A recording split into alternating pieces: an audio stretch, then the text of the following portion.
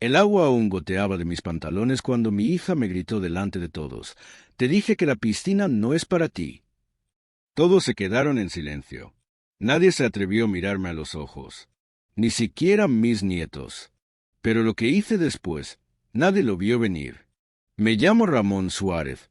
Tengo 76 años, y aunque mis huesos ya crujen más que una silla vieja, aún tengo el corazón de un hombre que jamás olvida cuando lo humillan. Aquella tarde, lo único que quería era sentir un poco de frescura. Había ayudado a cortar el césped del jardín de mi hija, como cada domingo. El calor era insoportable, de esos que te hacen sudar hasta los recuerdos.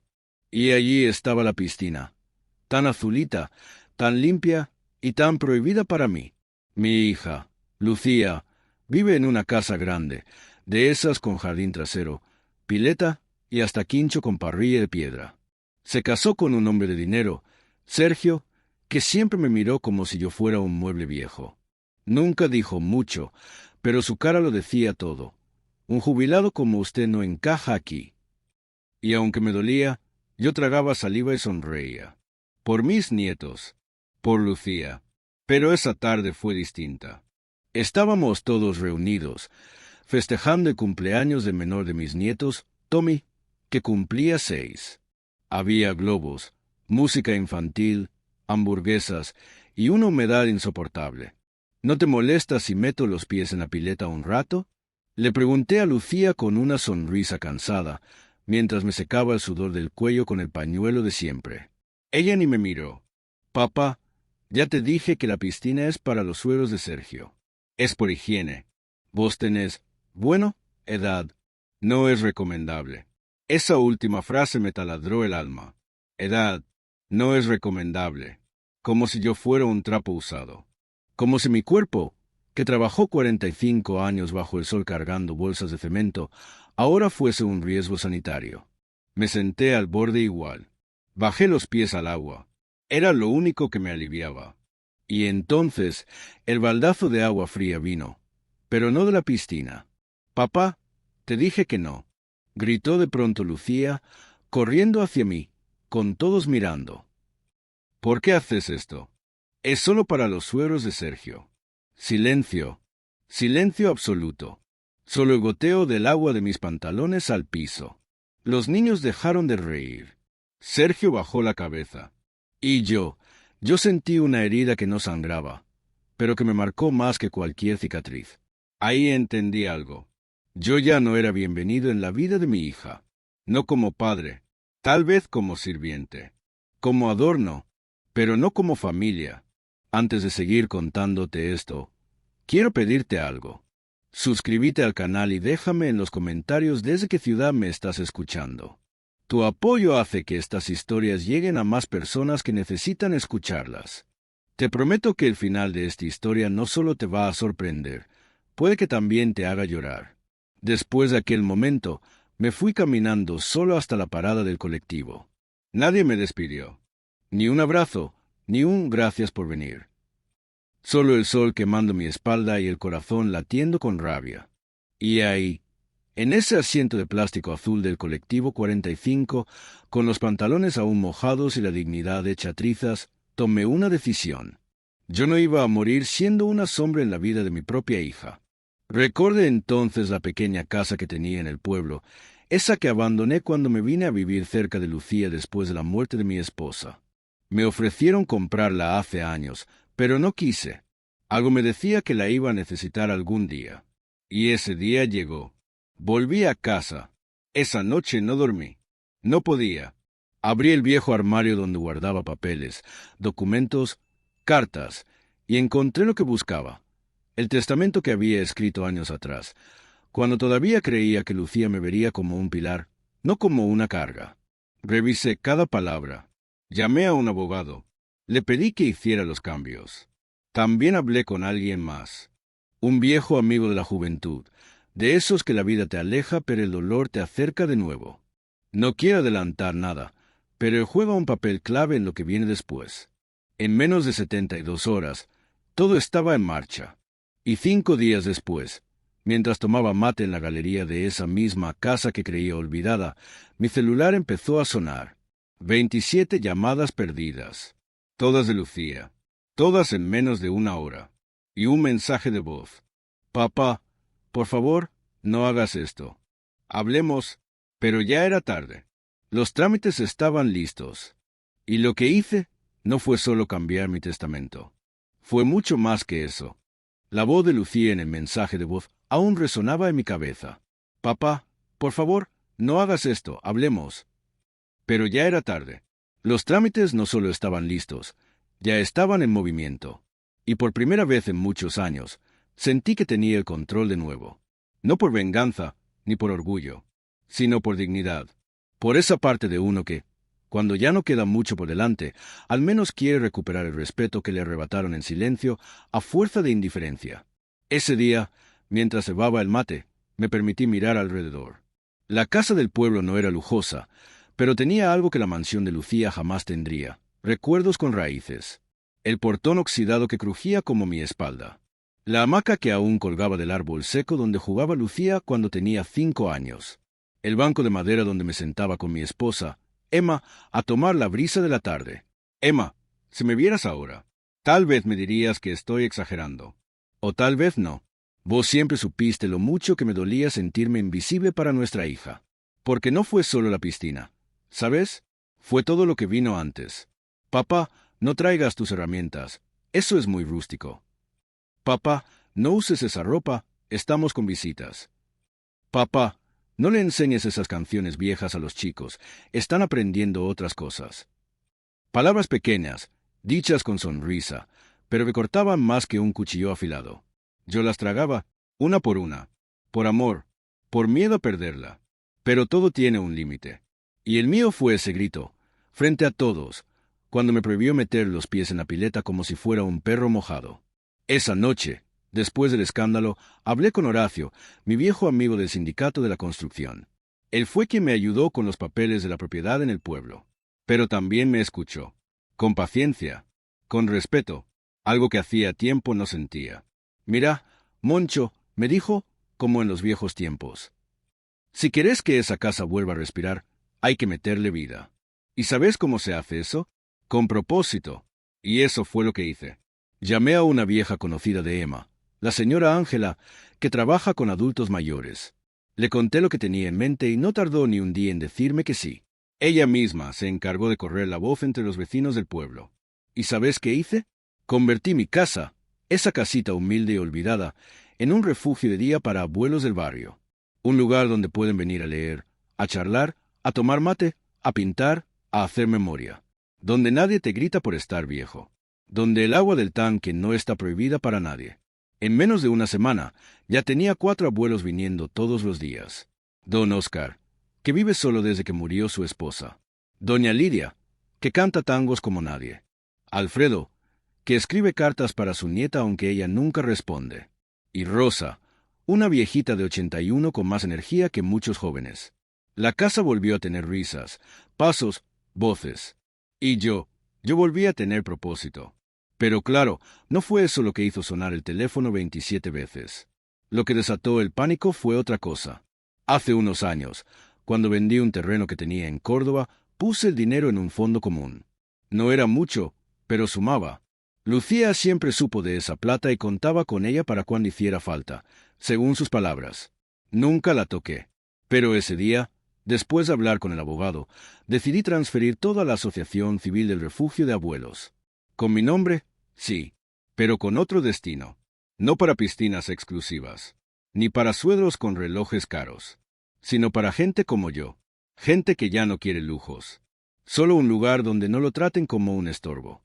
Y cuando Lucía se enteró, estalló. Primero con mensajes, luego con llamadas, después con amenazas veladas. Papá, no sabes lo que estás haciendo.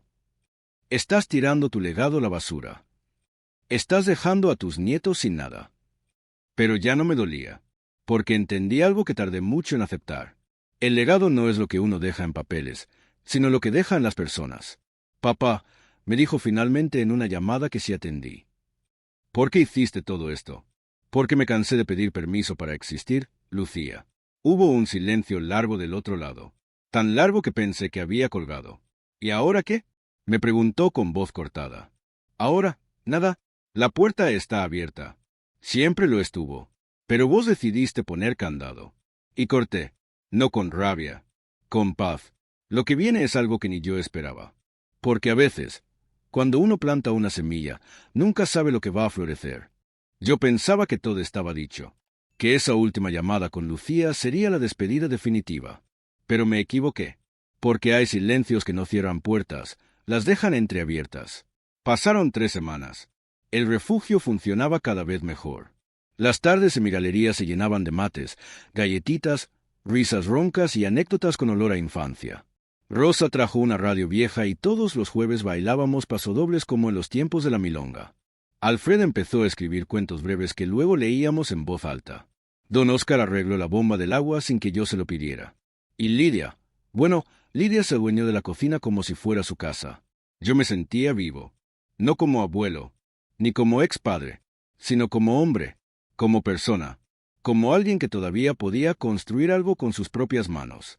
Pero entonces, un martes a la tarde, pasó algo que no esperaba. Estaba barriendo el patio cuando escuché un motor detenerse frente a la reja. Me asomé por el costado de la glicina y vi un auto negro. Elegante, reconocible, era el de Lucía. Bajó sola, sin Sergio, sin los chicos.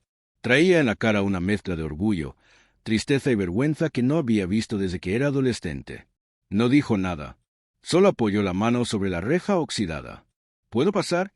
Si viniste a gritar otra vez, mejor no, le dije, sin rabia, sin ironía. No. Esta vez vine a escuchar. Le abrí, y lo que pasó en los siguientes 20 minutos me dejó más confundido que cualquier humillación anterior. Lucía no lloró, pero sus ojos estaban hinchados. No se disculpó exactamente, pero tampoco se justificó. Solo se sentó conmigo, miró a los abuelos que jugaban a las cartas bajo la galería, y dijo, «Nunca pensé que harías algo así». «¿Qué? ¿Dejar de mendigar cariño?» Ella bajó la cabeza. «No, algo tan bonito, tan útil, tan vos». Fue la primera vez en años que vi en su cara a la nena que yo había criado. No a la esposa de Sergio, no a la madre estresada, sino a mi Lucía. Me contó, con la voz entrecortada, que los chicos habían empezado a preguntar por mí, que Tommy había dibujado en el jardín del colegio una casa del abuelo con gente feliz, que Sergio no quería dramas, pero ella ya no podía seguir ignorando lo que sentía. Y entonces me soltó la bomba. «Quiero traer a Tommy y a Cami un fin de semana. Que conozcan este lugar, que te vean, que sepan quién sos de verdad». Yo no respondí de inmediato. Tenía miedo de ilusionarme. Pero también sabía que, cuando una hija deja el orgullo y viene sola, eso vale más que cualquier piscina. Esto no cambia todo, Lucía. Pero es un comienzo. Ella asintió. Y por primera vez en mucho tiempo, me tocó la mano. «Gracias por no rendirte, papá». Esa noche no dormí. No de tristeza, de esperanza. Por dentro, algo me decía que aún había capítulos por escribir. Que mi historia con mi hija no había terminado. Solo se había desviado. Y el siguiente sábado llegaron. Tommy bajó del auto corriendo. Me abrazó como si nunca hubiera pasado nada.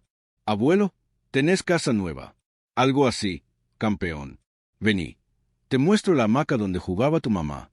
Camila, la mayor, al principio estaba más fría. Pero cuando Lidia le ofreció una torta casera y Rosa le enseñó a bordar con punto cruz, no tardó en soltarse. Lucía ayudó en la cocina. Rió con los abuelos. Charló largo con Oscar sobre las recetas antiguas del campo.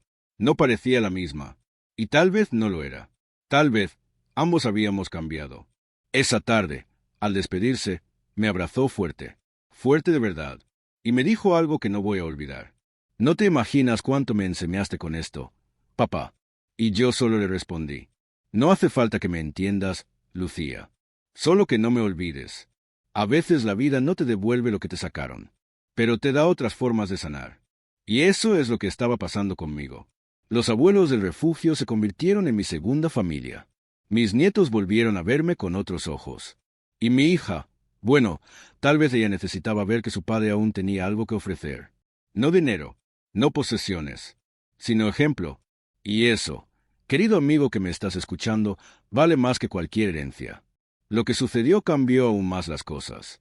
Porque cuando todo parecía encaminarse, una carta inesperada llegó desde Buenos Aires. Y lo que contenía, puso todo patas arriba. Estaba acomodando los frascos de galletitas en la repisa cuando el cartero tocó la puerta. Ya lo conocía. Don Martín, jubilado como yo, pero con uniforme y bicicleta. Don Ramón, dijo, bajando del sillín con una sonrisa. Le llegó esto, de Buenos Aires. Miré el sobre. Papel grueso, color marfil. Escrito a mano, con letra elegante. Mi corazón dio un brinco cuando leí el remitente. Marta Gaitán. No podía ser. Marta, la hermana de mi esposa. No nos veíamos desde el entierro de Emma. Y no por falta de afecto, sino por distancias, vidas diferentes, y una vieja discusión que, si soy sincero, ni recuerdo cómo empezó. Pero allí estaba su letra. Firme, clara, como si el tiempo no le hubiera hecho mella. Volví a sentarme en la galería. El mate se había enfriado. Las galletitas quedaron olvidadas sobre la bandeja. Abrí el sobre con cuidado. Y lo que leí me dejó helado. Querido Ramón, no sé si esta carta te va a enojar, o si vas a romperla sin terminarla. Pero después de mucho pensarlo, sentí que tenía que decirte esto. Hace 3 meses, al ordenar las cosas de mi madre, encontré algo que me dejó en shock. Una carta de tu esposa, Emma, escrita a mano, dirigida a vos, pero que nunca recibiste. Mamá la guardó, no sé por qué. Tal vez pensó que era mejor así. Tal vez se equivocó. Lo importante es que ese papel decía cosas que vos necesitabas saber. Te la adjunto, tal como la encontré. Y si te animás a leerla, ojalá lo hagas con el corazón abierto. Un abrazo, Marta. Mis manos temblaban. Dentro del sobre había otro papel, más pequeño, amarillento por el tiempo, con el nombre Moncho escrito en la parte superior. Así me decía ella. Lo abrí y leí. Moncho, si estás leyendo esto, es porque ya no estoy. Y me duele dejarte solo, pero quiero que sepas algo que jamás supe cómo decirte en persona. Nunca fui buena para hablar de emociones. Siempre preferí cocinar, cuidar, estar cerca en silencio. Pero hoy quiero dejarte palabras. Gracias por haberme amado incluso cuando yo ya no me reconocía en el espejo. Por haber sido un padre presente, aun cuando no sabías cómo hacerlo. Sé que Lucía se fue alejando. Y eso no es culpa tuya. No sabes cuánto discutí con ella en silencio. Quería que valorara lo que tenía. Pero también quiero que le tengas paciencia. Ella necesita perder para entender. Pero un día va a volver. Y cuando eso pase, no le cierres la puerta. Sos más fuerte de lo que crees. Y aunque no te lo diga nadie, yo lo sé. Fuiste un buen hombre. Y eso es más que suficiente. Te amo. Emma. Terminé de leer con los ojos nublados. No lloraba así desde que bajaron su ataúd. Y aún así, algo en esas palabras me devolvió la vida. Emma sabía todo. El alejamiento, la humillación, mi esfuerzo, y aún desde la distancia, me pedía que no cerrara el corazón. Esa noche no dormí. Otra vez, pero no de tristeza. Dormí pensando lo que significaba esa carta ahora, en este momento de mi vida. Justo cuando Lucía había empezado a volver. Justo cuando yo pensaba que ya no había más fichas por mover. Y si todo esto había sido su forma de cumplir la última voluntad de su madre, aunque sin saberlo, y si esta historia no era sobre traición, ni sobre orgullo, sino sobre reencuentro, al día siguiente, sin pensarlo mucho, llamé a Lucía. Hola, papá. ¿Todo bien? Sí, pero necesito que vengas. Sola. Hoy. ¿Pasó algo? Solo vení. Y vino. Nos sentamos en el patio, como aquella tarde. Le puse un mate en la mano. Y sin decirle nada, le di la carta. Ella la leyó entera, sin hablar, sin moverse. Cuando terminó, tenía los ojos llenos de lágrimas. Pero no lloró. Solo dijo, yo la alejé de vos, papá. Y ahora entiendo por qué siempre me miraba con esa tristeza callada. Yo no supe qué decirle. No hacía falta. Emma ya lo había dicho todo. Gracias por no rendirte, me dijo otra vez. Gracias por volver, le respondí. Esa misma semana, ella propuso algo inesperado. ¿Y si hacemos una jornada abierta en tu casa? Un encuentro intergeneracional. Abuelos, nietos, vecinos, comida, música.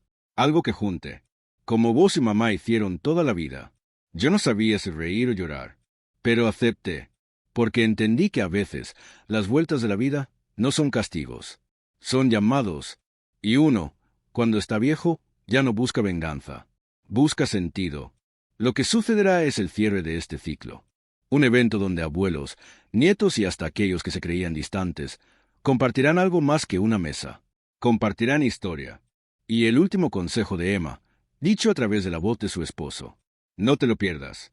El portón oxidado se abrió de par en par, y lo que vi me desarmó por dentro. Decenas de personas entrando a mi casa, con sonrisas, guisos, tortas y guitarras. La jornada intergeneracional que organizamos con Lucía fue mucho más de lo que esperábamos. Fue una especie de milagro, un pequeño renacer. Yo no sabía cómo iba a salir. No estaba seguro de que viniera alguien. Pero la gente vino. Vecinos del pueblo, nietos de los abuelos del refugio, amigos de mi hija, incluso algunos que no conocía, pero que habían escuchado la historia del viejo que armó su propio centro para abuelos. Lo que empezó como una pequeña iniciativa para no morir olvidado, se convirtió en una fiesta de vida. Había chicos jugando a las cartas con don Oscar, Rosa enseñando a hacer empanadas a adolescentes, Camila, mi nieta, tocando la guitarra con Alfredo, y Lidia cantando un tango con un nene de 8 años que la miraba con ojos de asombro. Y yo caminaba entre todos con un mate en la mano, saludando, abrazando, sintiéndome parte de algo que no tenía edad. Lucía se encargó de la organización. Pero más allá de lo que hizo con las manos, lo importante fue lo que hizo con el alma. Volvió a verme. Volvió a mirarme como padre. Papá, me dijo en un momento, mientras cortaba una torta. Mamá estaría tan orgullosa. Está, le dije. De algún modo, está en todo esto. Y lo estaba. Estaba en la radio antigua que sonaba en la cocina. En los manteles de flores que usábamos los domingos. En la receta de budín de pan que aún hago con la leche ya cortada, como ella me enseñó. Emma no se fue. Solo cambió de forma. Cuando se hizo la tarde y el sol empezó a bajar, pedí unos minutos para hablar. Me subí a una banqueta, con la voz un poco temblorosa. No estaba acostumbrado a hablar delante de tanta gente. Pero esa era mi gente. Gracias a todos por venir. Empecé, con el mate aún en la mano. No saben lo que significa esto para mí. Me miraban en silencio. No con lástima. Con respeto. Hace poco tiempo, pensé que ya no tenía lugar en este mundo. Que me habían dejado afuera. Que mi historia había terminado. Hice una pausa. Respiré hondo. Pero resulta que, a veces, uno no necesita volver atrás.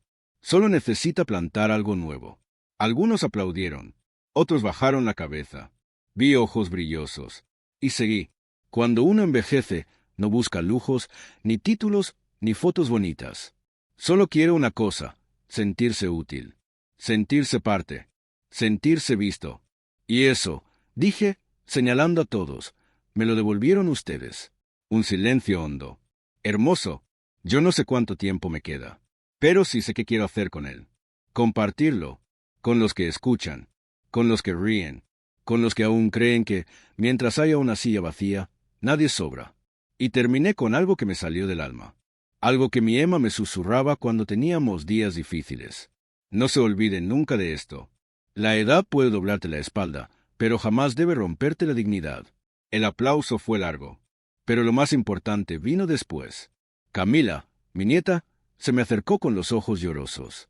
Abuelo, ¿me puedo quedar esta noche con vos? ¿Y tu mamá? Ella también se quiere quedar. Esa noche, cenamos los tres en la galería. Comimos sobras de empanadas, tomamos té y contamos anécdotas. Lucía me mostró un cuaderno donde anotó recetas de mamá. Camila me enseñó un vídeo donde cantaba una canción dedicada a los abuelos. Y yo conté historias de cuando Lucía era chiquita y se caía de la bicicleta cada 5 minutos. Reímos, lloramos, sanamos. Días después, Lucía me propuso algo que me dejó sin palabras. Papá, ¿y si armamos más jornadas como esta? Podríamos hacerlas cada mes. Hacer crecer el refugio. Buscar apoyo. Invitar a más familias. Yo la miré, no como una hija, sino como una mujer que había aprendido, que había despertado. Y le dije, hagámoslo, pero con una condición. ¿Cuál? Que la piscina ahora sea para todos. Nos reímos y brindamos con mate frío.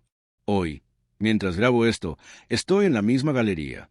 Veo a Rosa regando las plantas, a Alfredo escribiendo en su cuaderno, y escucho a Camila ensayando con la guitarra. Lucía está organizando el próximo encuentro. Y yo solo agradezco. Agradezco no haberme rendido. Agradezco haber leído esa carta de Emma. Agradezco haber encontrado a mi hija cuando ya la creía perdida. Porque entendí que el verdadero final feliz no es que todo vuelva a ser como antes, sino que algo nuevo nazca del dolor. Y si estás escuchando esto, viejo como yo, cansado como yo, herido como yo, no te resignes, no te encierres, no te mueras en vida. Siempre hay una puerta que se puede abrir. A veces, esa puerta sos vos. Comenta desde qué ciudad nos estás escuchando. Suscríbete al canal y dale me gusta si esta historia te tocó el corazón. Y recuerda, no hay edad para volver a empezar.